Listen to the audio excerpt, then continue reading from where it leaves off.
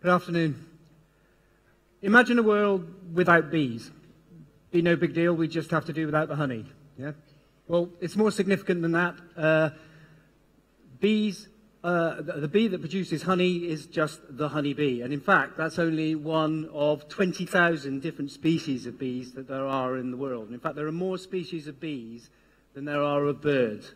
Okay? And bees are also just one of many, many things known as pollinators. They're animals that actually pollinate plants and allow them to grow. You probably knew that. You may not have known, though, that 77% of the global food that we need and we produce depends on pollinators. And if you think about that, that's 2 in every 3 mouthfuls of food that you take depends on pollinators. That equates to somewhere around $577 billion worth annually of worth of global food produced. But it's not just about food, is it, Severe? No. The fact is that if we had no bees, this is the scenario we'd be faced with. Because bees not only pollinate food, bees are responsible for 1.5 billion jobs, livelihoods in the world. Bees pollinate around 87% of the flowering species of plants and trees we have in the world. This means that bees provide us with the oxygen we need to survive. This is something we don't often think about, but plants and trees, of course, through the process of photosynthesis, provide our planet with oxygen. So there's a problem, though, because as people are quite aware, I guess, that there is a decline in the number of bees on the planet, right? And that decline is quite stark. 25% reduction in honeybees alone in Europe. That's in the last 20, 25 years. But more significantly, in certain areas, it's worse. So 40% of the honeybees have declined in the US, and that's since 2008. And in the UK, a massive 45% decline in honeybees just in the last 8 years. Now, in many cases, we know the reasons behind that decline, don't we, Severe? Yes, we do. So we know that the decline in pollinators is due to single crop farming. It's due to over-intensification of agriculture. It's due to fragmentation of flowering habitats. It's also due to our ever-increasing global population. Yes. Growth in population. Yes, yeah, growth in population. That's right, but we don't necessarily know all the reasons for the decline. And there are questions out there that remain unanswered. And I think that's what led you to form the World Bee Project, wasn't it? Absolutely. So I created the World Bee Project as a community interest company because this problem of pollinator decline and food insecurity concerns the human community. It concerns each one of us. But in order to move ahead and to find solutions to this crisis, I realized that we needed a foundation and underpinning of science, of scientific evidence. So after establishing the World Bee Project, I reached out to Professor Simon Potts, and I understand in Hebrew this word means someone quite silly, but in the case of Professor Simon Potts, he's probably the world's leading authority on pollinator decline and on agriculture. And he's the head of the School of Agriculture and Biodiversity at the University of Reading, which is the UK's #1 university and which ranks 10th in the world. And then after that, of course, science alone isn't enough. So I met with Oracle, as you know, Andy. So it's important to underpin the project with a scientific background, but then in order to have a positive scientific effect, you need to underlie it with technology and you need to underlie it with data. So this is where we came in with our partnership with the World Bee Project. And what we're working with the World Bee Project to do is to gather data into the Oracle Cloud, into an autonomous database that we can then use the Oracle data science, things that, around artificial intelligence and machine learning on that data in order to actually look for new insights and to try and answer some of the unanswered questions that still remain there behind the pollinator decline. But again, it's not just about having the technology and data and lots of it. It's important where that data comes from, isn't it? Yes, exactly. So if we look at this map, which was produced by the University of Reading, we see the different regions around the world that are affected or that depend on, where agriculture depends on pollination. And so this is why our interest is in the regions of the world, because pollinator relationships with their environment can vary from region to region. And this is another reason why after launching in the UK, we were very happy to launch in Israel very recently, because this region represents something quite different from the United Kingdom, of course. And we are particularly excited because we are hoping to create a collaboration with the University of Tel Aviv and with the Ahava Institute in southern Israel.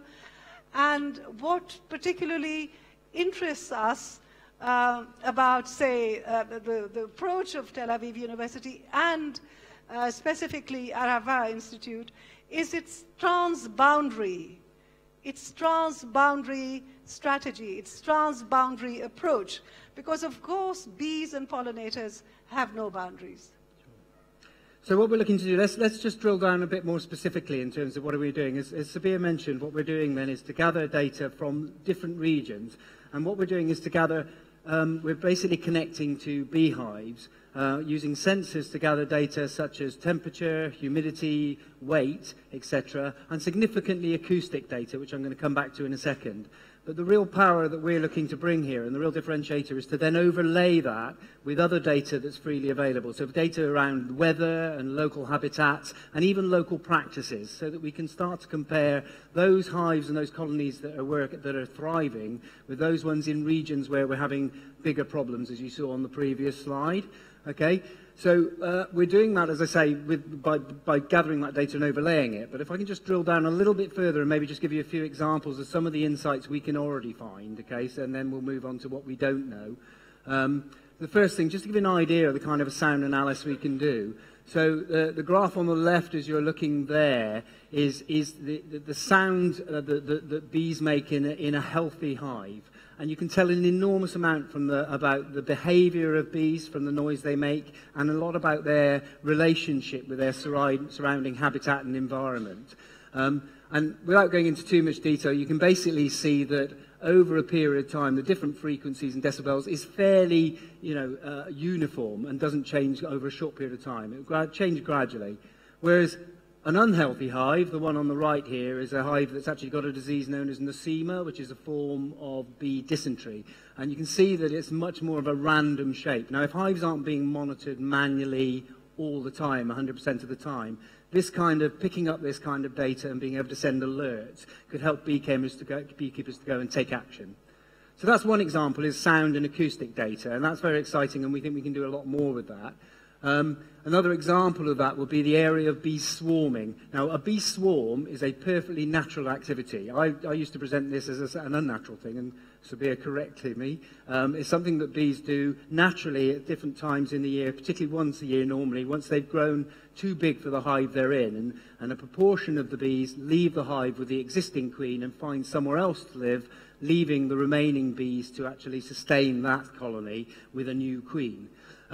Why is that significant? Well, it's significant if they swarm at the wrong time of the year. So if they swarm for another reason, like they're under threat from a pest or disease or whatever else, okay? And if you can get some notice that that's about to happen, then again, you can potentially take some action, sorry. Also, economically, a beekeeper might want to encourage the natural swarm, but capture that swarm and go into another managed hive, if you like, so that they keep their production of honey increasing, etc. If that makes sense.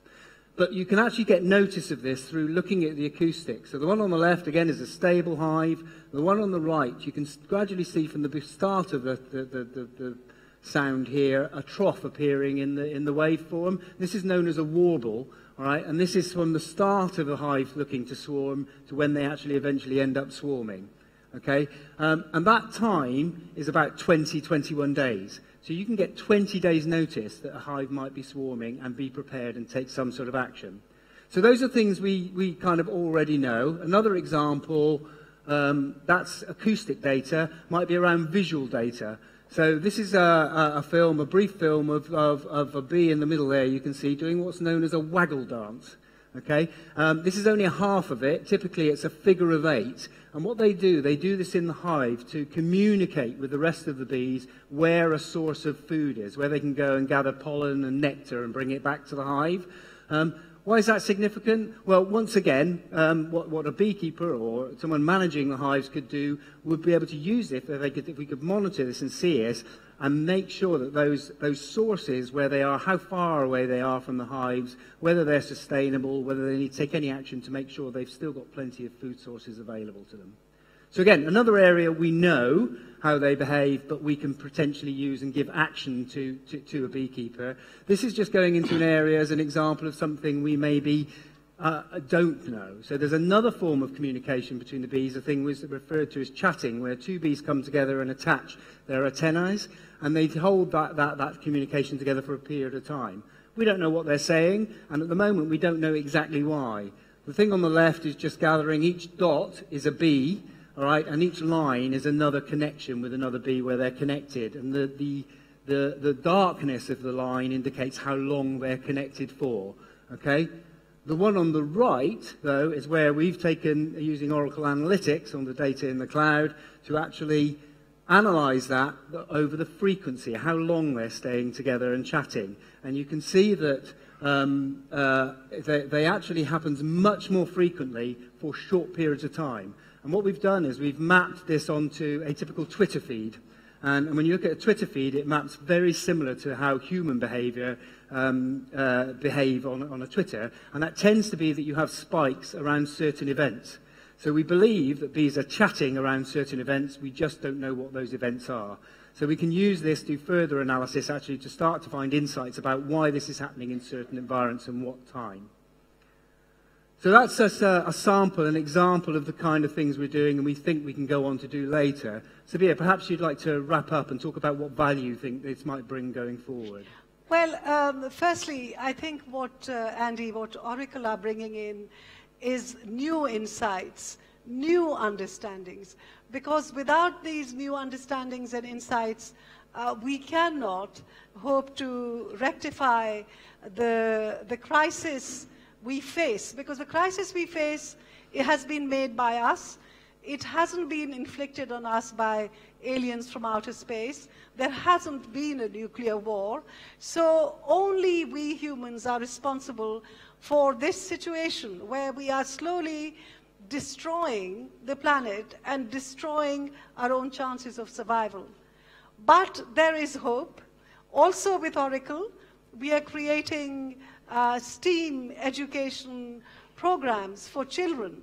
So the younger generation continues the job we are desperately trying to begin now. Thank you.